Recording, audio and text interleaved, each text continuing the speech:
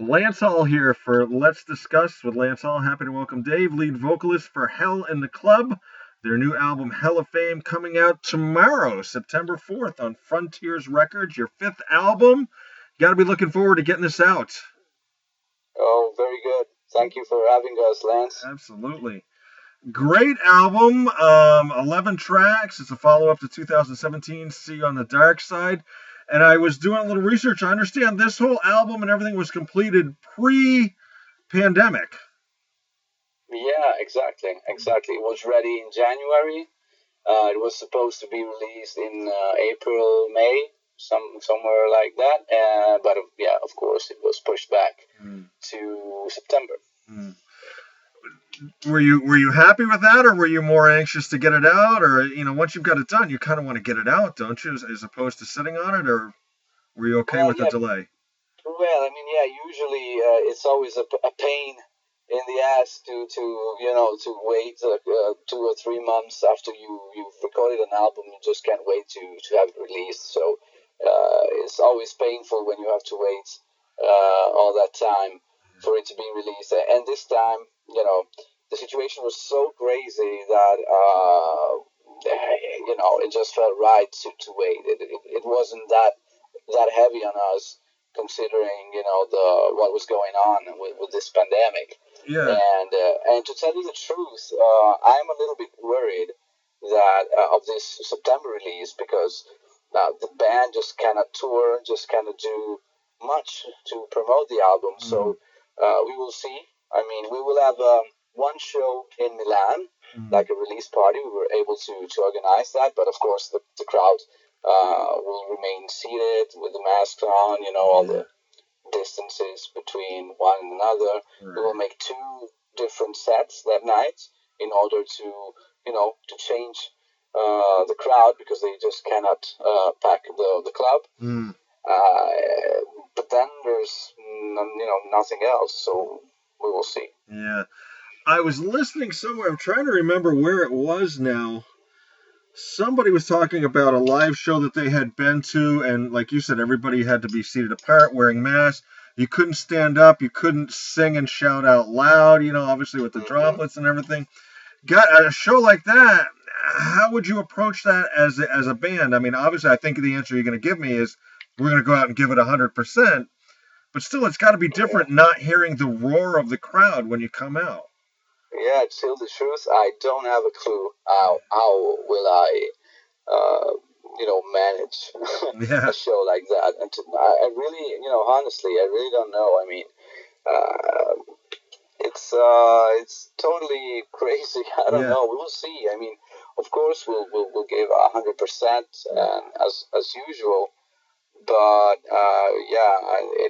it won't be easy, I think. Yeah, it's hard to get up there and say how you doing and having nobody say anything back. Yeah, I would probably have to skip that question. I was reading when it came to doing this album, you guys just wanted to do a straight up rock and roll album, no frills, you just went out and did it. And you were a little skeptical going in, but now you're happy with it. Yeah, exactly. After the previous albums, Here on the Dark Side, which was definitely something different, because we had the chance to do many different things, like, for example, recording a real 30-piece string orchestra, or making a long song with opera choirs and orchestrations and piano parts. It was a pretty much elaborated album, even if it still was a hard rock album. But coming from an album like that, and I really enjoy doing that kind of thing as a songwriter, as a musician, and having the decision as a band to do a straight rock and roll album again, like we did early back in the days. For me, it was a little bit, oh yeah, guys, are you sure? But in the end, it paid off. I mean, it was a chance to connect once again with the initial feeling that made us form this band. And in the end, I think the result is great anyway. So it still has all the growth that Heading the Club has gained through the years, even if it's a more straight album and so on. So yeah, I think it's I'm pretty happy with it. I got to hear an advanced copy. It's a fabulous album. As someone who grew up, in the 80s, I'll admit I'm old. I was there for all that 80s stuff. Just fantastic stuff. I wanted to talk to you about a few of the tracks, if that's okay. Yeah, sure. Thank you. Lead in, We'll Never Leave the Castle. I love the acoustic intro, harmonies to die for in that track. And I got to ask you about the video. Where's that castle? We have nothing like that here in the States. Well, there is there is a funny thing to say about it, because when we had to record to shoot the video, there was still the lockdown here in Italy, and at a certain point they started to loosen a little bit the rules of the lockdown, but still we couldn't move from region to region because, as you know, Italy is divided in many different regions, and we weren't allowed to leave our region. So I live in one region, the other guys in the band live in another region, and the video maker lives in another region. Wow. And so we were kind of stuck there and waiting for the government to open the regions. And when they opened them, the very first day that we could leave our region, we went and we shot the video. So actually it was difficult to find a location in the middle of the pandemic. And so the video maker had these shootings of a castle. I think it's in Romania. The view from the outside. Yeah.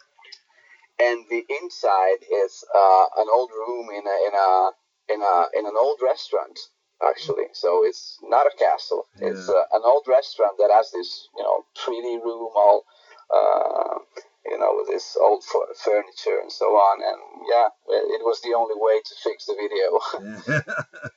Because we had to do it unless we wouldn't have a video of that song. It's a great opening track. I loved the way you opened up with an acoustic, the acoustic quietness of it, and then it comes in and kind of just lulls you for a second, and then it grabs you, Cool, thank you. Very good stuff. Next track I made a note on was Here Today, Gone Tomorrow. That opening riff, I defy anyone not to play air guitar to that opening riff. Cool. And then you had the time change in it, which I thought was brilliant. I was telling, somebody else that I talked to the other day, I grew to love songs that had time changes in them, I think, when I first heard Wild Side by Motley Crue, Wow, yeah. So anytime I get a tune like that, it automatically brings me back to that time. I love it. Tell us a little bit about Here Today, Gone Tomorrow. Oh, cool. Thank you so much.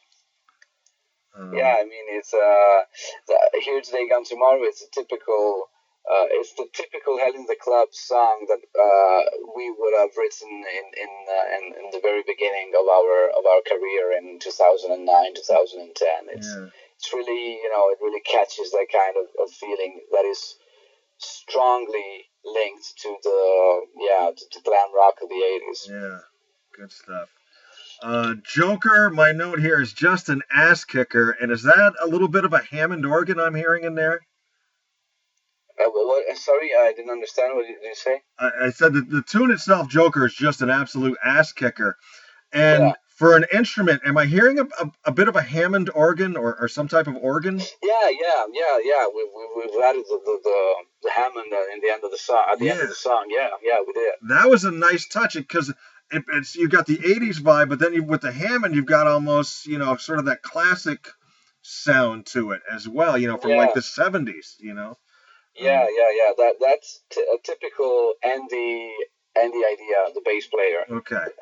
Because it's he loves both. We all love the kind of feeling, but he's really into that kind of contrast between the 80s, but then getting back with the classic, almost 70s, as you say, deep purplish feeling. Yeah.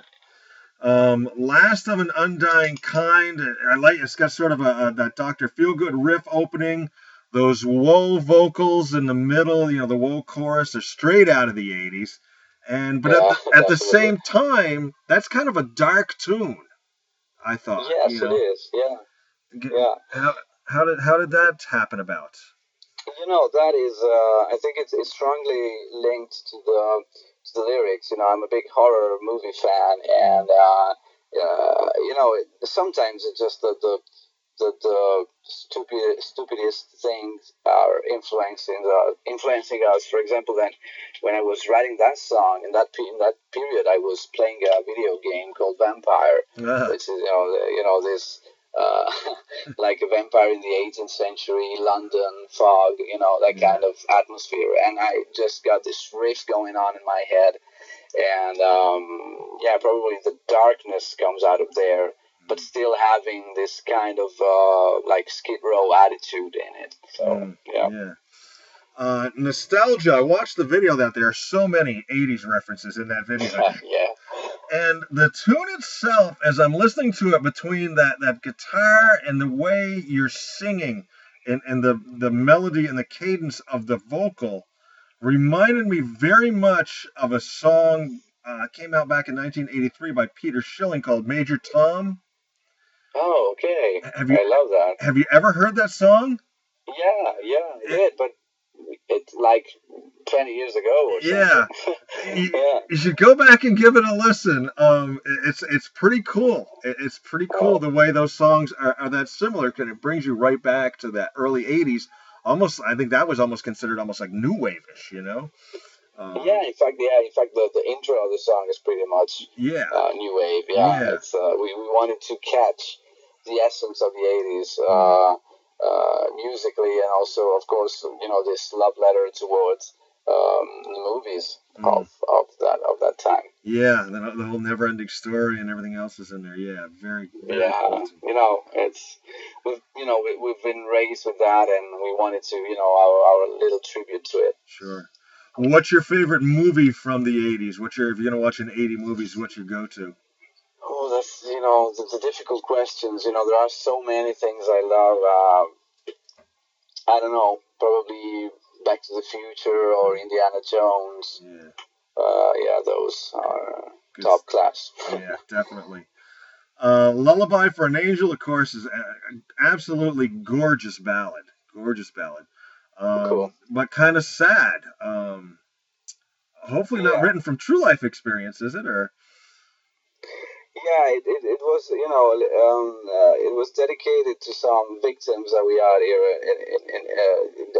Basically, Andy wanted to make a song for the victims of cruel happenings. For example, the thing that happened in Paris some years ago at the Bataclan. That was one of the things that drove him to write that song. And I think it's.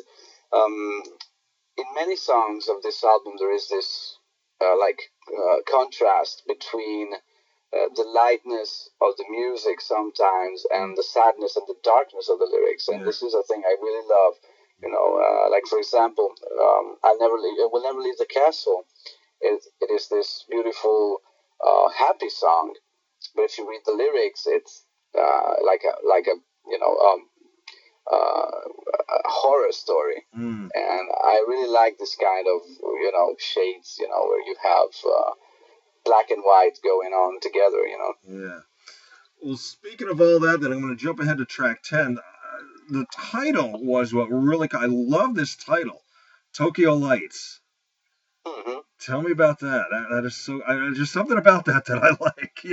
It's the simplicity, but yet it instantly puts an image into your head.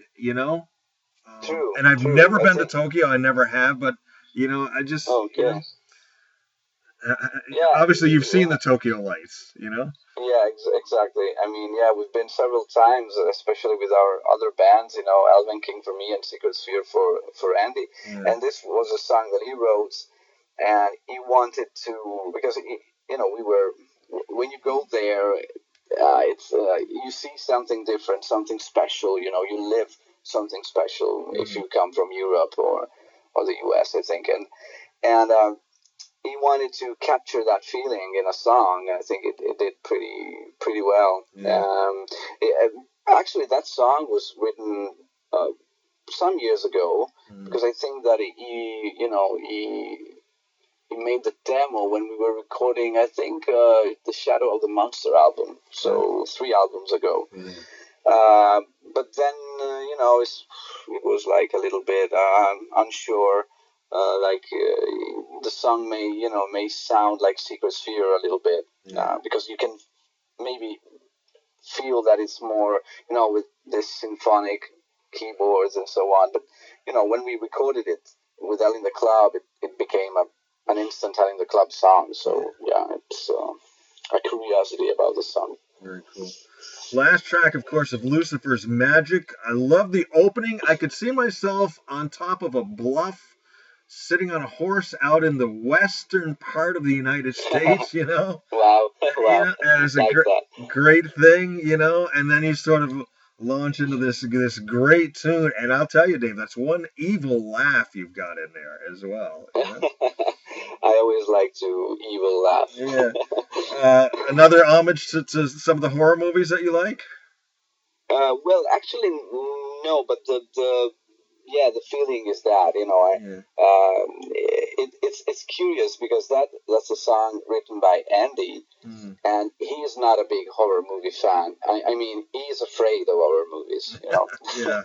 and I am a very big horror movie fan, and in a way or another, by album after album, I think I have, transferred to him some of my, wicked images coming from those movies, and he came up with this great song that has almost sometimes a slight influence from, heavy metal, coming from bands like Merciful Fate or something like that. There is a riff that, that really resembles to me bands like Merciful Fate and King Diamond, and mixed with all this hard rock thing going on. I think it's beautiful. Yeah, very cool.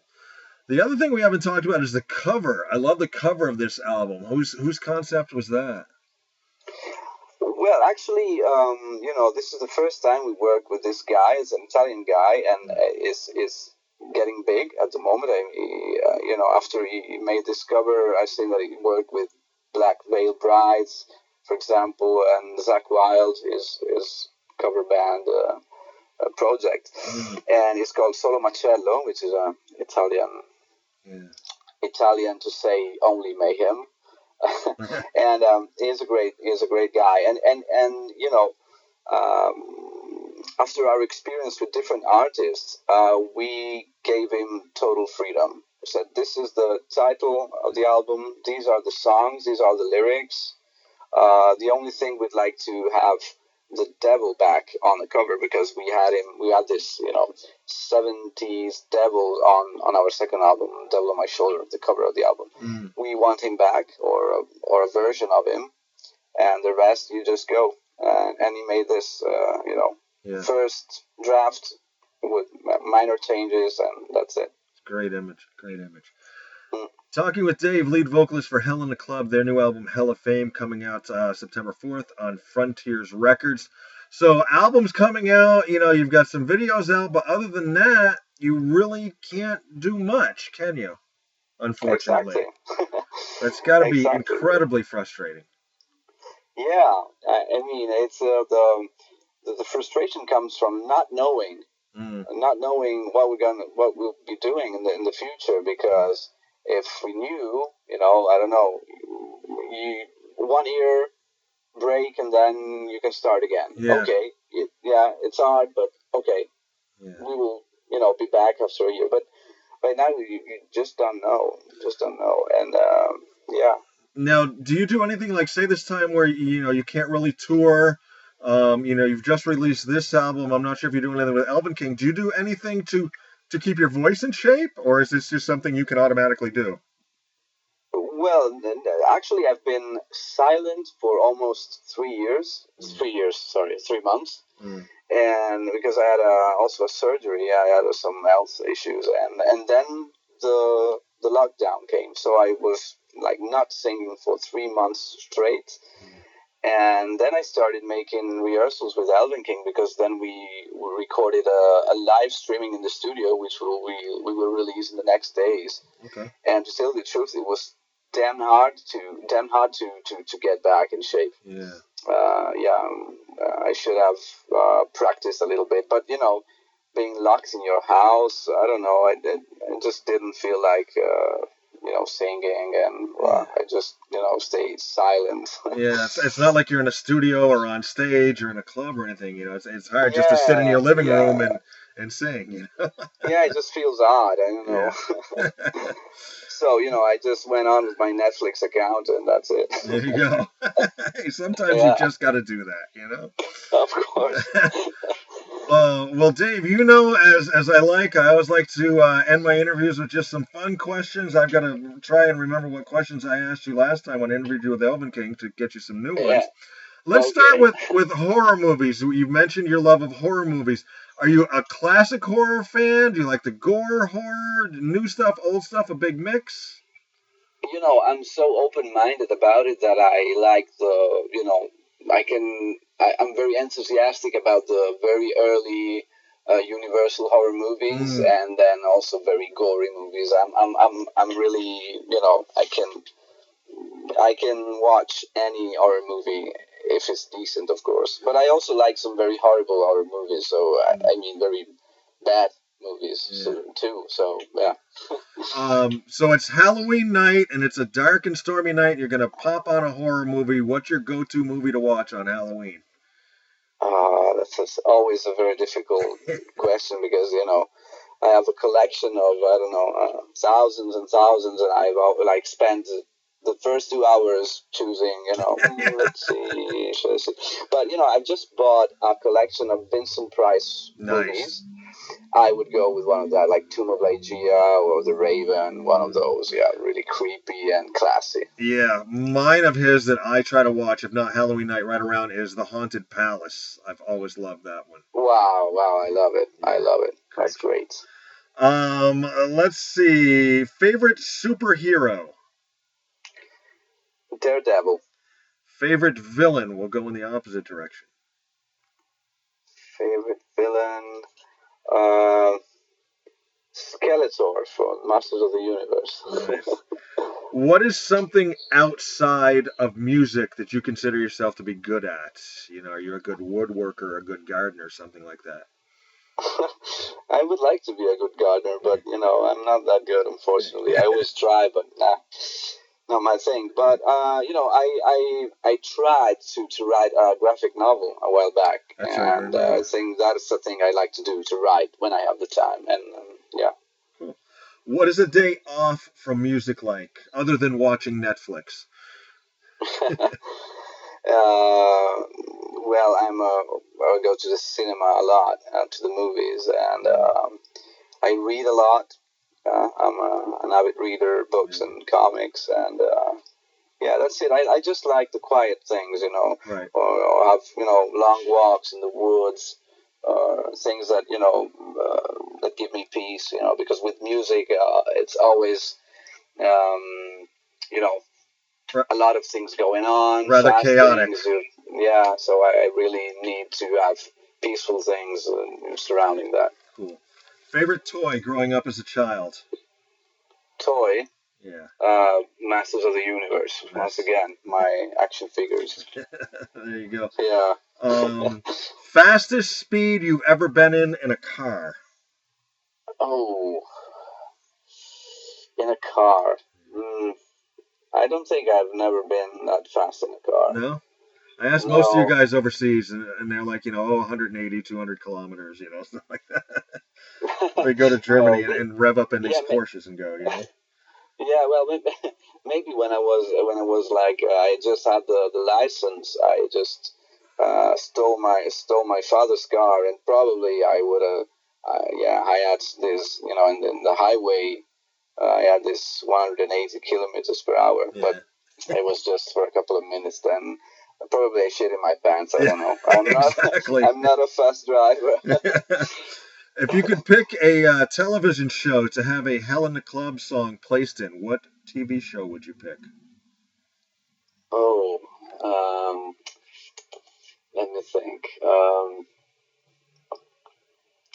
religious show, maybe. Yeah.